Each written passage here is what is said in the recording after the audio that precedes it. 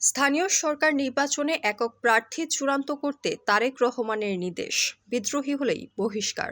আসন্ন স্থানীয় সরকার নির্বাচনে বিদ্রোহী প্রার্থী ঠেকাতে প্রস্তুতি শুরু করেছে বিএনপি। এ লক্ষ্যে দলের চেয়ারম্যান তারেক রহমান প্রতিটি এলাকায় ঐকমত্যের ভিত্তিতে একক প্রার্থী চূড়ান্ত করতে নেতাদের নির্দেশ দিয়েছেন। দলের নীতি নির্ধারকরা বলছেন, নির্বাচনে দলীয় প্রতীক না থাকলে একই এলাকা থেকে বিএনপির একাধিক নেতা প্রার্থী হতে পারেন। এক্ষেত্রে প্রত্যেকেই নিজেকে দলের সমর্থিত প্রার্থী হিসেবে দাবি করতে পারেন। এতে দলের সমর্থন বিভক্ত হতে পারে, পছন্দের প্রার্থী দুর্বল হয়ে পড়তে পারেন এবং প্রতিদ্বন্দ্বীরা সুবিধা পেতে পারেন। এ কারণে নির্বাচনের তফসিল ঘোষণার আগে সম্ভাব্য প্রার্থীদের নিয়ে আলোচনা শুরু করতে ও পরামর্শের ভিত্তিতে নির্বাচিত প্রার্থীর পক্ষে দলের সব পর্যায়ের নেতাকর্মীর সমর্থন নিশ্চিত করতে স্থানীয় নেতাদের নির্দেশ দিয়েছেন তারেক রহমান। এছাড়া নির্বাচনের আগে দলের অভ্যন্তরীণ বিরোধ নিষ্পত্তি এবং বিএনপি সহ এর অঙ্গ ও সহযোগী সংগঠনগুলোর পুনর্গঠন সম্পন্ন করাও নির্দেশ দিয়েছেন তিনি। পঞ্চগড়, ঠাকুরগাঁও ও দিনাজপুর জেলার নেতাদের সঙ্গে প্রায় ৩ ঘণ্টাব্যাপী এক সাংগঠনিক বৈঠকে এসব নির্দেশনা দেন তিনি। বৈঠকে বিএনপির মহাসচিব সহ দলের জ্যেষ্ঠ নেতারা উপস্থিত ছিলেন।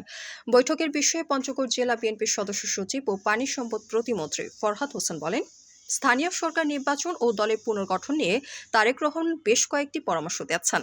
স্থানীয় সরকার নির্বাচনে কিভাবে দল একক প্রার্থী বেছে নেবেন সে বিষয়ে সবাইকে একসঙ্গে কাজ করার পরামর্শ দিয়েছেন বিএনপি চেয়ারম্যান। বৈঠক সংশ্লিষ্ট সূত্র জানিয়েছে, স্থানীয় সরকার নির্বাচন দলীয় প্রতীক ছাড়া হওয়ার সম্ভাবনা রয়েছে, তবে প্রার্থীরা রাজনৈতিক দলগুলোর প্রত্যক্ষ বা পরোক্ষ সমর্থন পেতে পারেন। তবে দলীয় প্রতীক না থাকলে সম্ভাব্য প্রার্থীদের ওপর বিএনপির কেন্দ্রীয় নেতৃত্বের নিয়ন্ত্রণ বজায় রাখা কঠিন হতে পারে। একই এলাকা থেকে একাধিক নেতা নির্বাচনে অংশ নিলে প্রত্যেকেই নিজেকে বিএনপির সমর্থিত প্রার্থী হিসেবে উপস্থাপন করতে পারেন। এতে দলীয় নেতাকর্মী ও ভোটারদের মধ্যে বিভক্তি তৈরি হতে পারে। এ ধরনের পরিস্থিতি এড়াতে প্রার্থী নির্বাচনের সম্মিলিত সিদ্ধান্তের ওপর গুরুত্ব আরোপ করেন তারেক রহমান।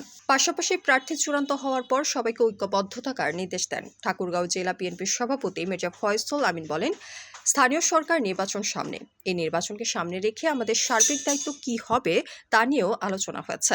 তিনি বলেন, প্রধানমন্ত্রী বলেছেন, নির্বাচন সম্পূর্ণ নিরপেক্ষ হবে। আমরা স্থানীয় সরকার নির্বাচনকে পুরোপুরি নির্দলীয় এবং দলীয় প্রভাবমুক্ত রাখতে চাই। তিনি আরও বলেছেন, নির্বাচনে কারা অংশ নেবেন সে বিষয়ে দলের সিদ্ধান্ত সম্মিলিতভাবে নিতে হবে এবং দলকে ঐক্যবদ্ধ থাকতে হবে।